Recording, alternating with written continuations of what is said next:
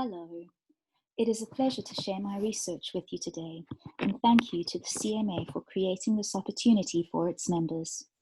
I will interrogate how social context influences the community music experience, focusing on how social capital and locality influence the membership and sustainability of community choirs in Northern Ireland. Ethnomusicology, particularly the area of local musicking, researches how locality influences musical practices. Where a group performs and rehearses impacts who will attend and participate in the events. Locality may also influence who will support a group, either by providing sponsorship or performance opportunities. In a space where there has been intense violence, such as Belfast, almost every street has a historical connection, either to conflict or a particular community, Catholic or Protestant.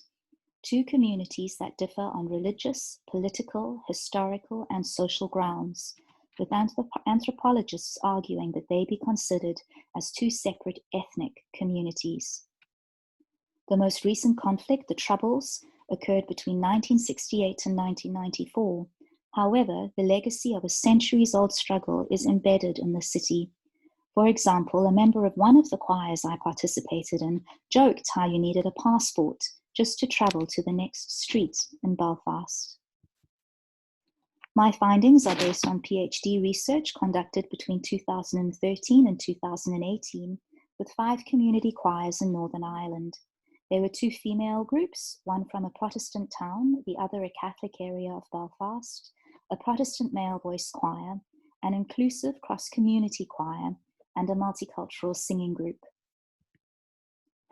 Community music is seen as an intervention through facilitation, whilst ethnographic research involves participant observation, acknowledging the impact the researcher has by engaging with the musical group, but focusing on learning and understanding current practices rather than actively changing them.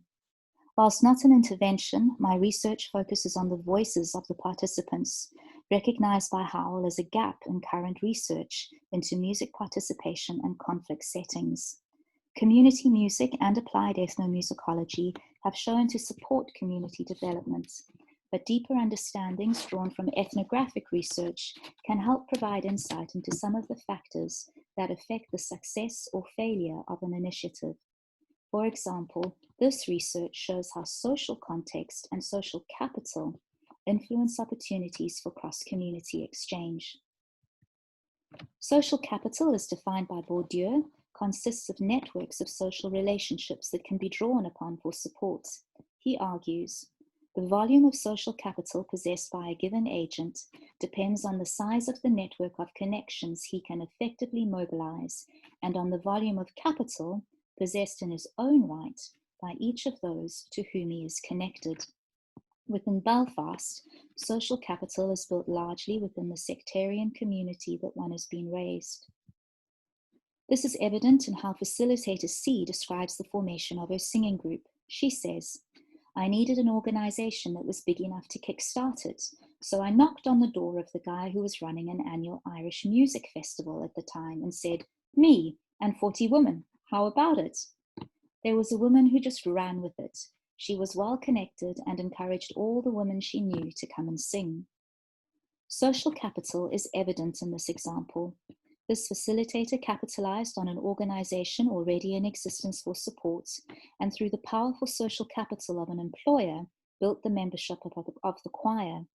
Subsequently, whenever members were organizing an event, they invited the choir to perform, building their reputation within the community and recruiting more members from within that audience.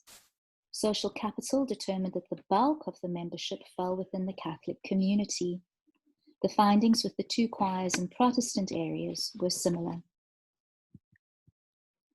Some areas of Belfast remain divided. 2 of the choirs that I studied rehearsed a 5-minute drive from each other, yet one's position on the Protestant Shankill Road and the other on the Catholic Falls Road influenced who felt safe to be in that area. The multicultural choir was located near Queen's University in a more neutral, yet middle-class space. The multicultural choir consisted of immigrants to Belfast, but membership reflected the middle-class nature of where they rehearsed, comprising primarily international university students and staff and medical doctors. Performances took place at the university or events organized by the local Indian community, again demonstrating how the membership, audience, and performance opportunities were all within the network where people held social capital. It was difficult for the group to find performances opportunities outside this limited network.